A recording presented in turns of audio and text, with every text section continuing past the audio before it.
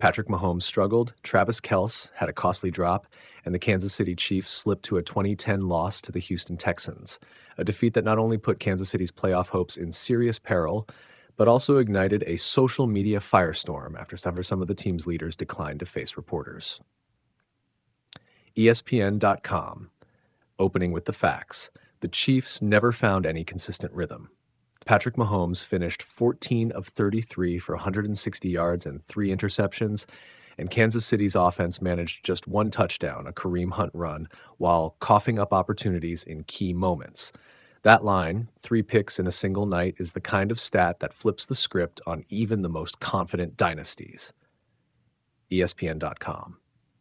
The turning point came late in the fourth quarter. With Kansas City trying to mount a comeback, Mahomes targeted Travis Kelce on a crucial play. The ball slipped through Kelce's hands and was scooped up by Houston, killing the drive and putting the result out of reach.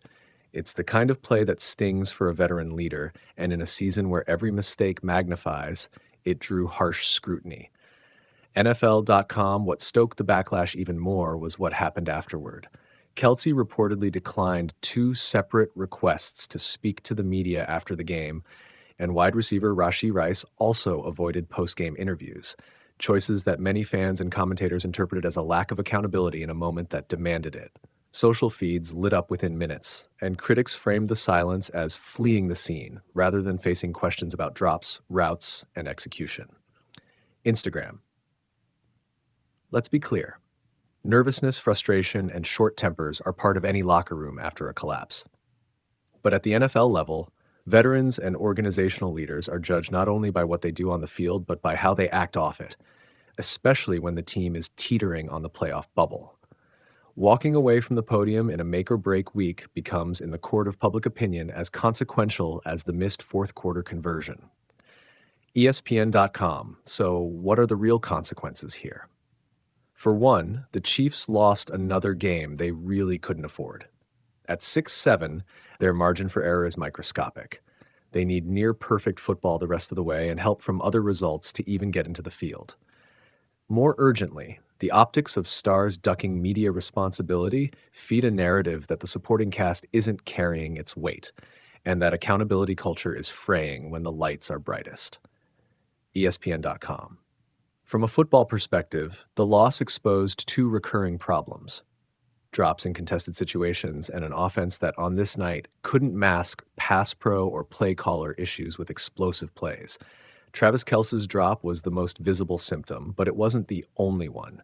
Contested catches were limited, targets went to the ground, and the Chiefs' attempts to convert on 4th down late in the game backfired, turning one tense comeback possibility into an uphill slog.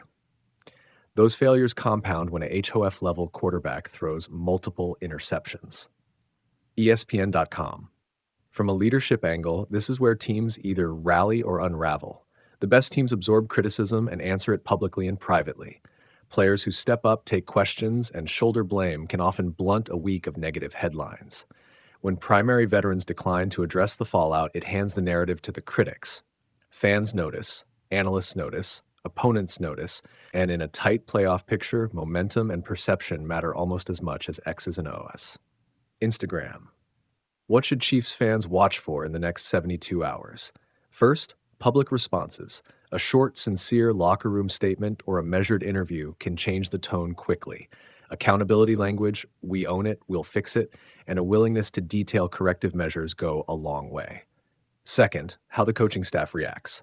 Are there schematic tweaks, different personnel packages, clear signs of corrective practice?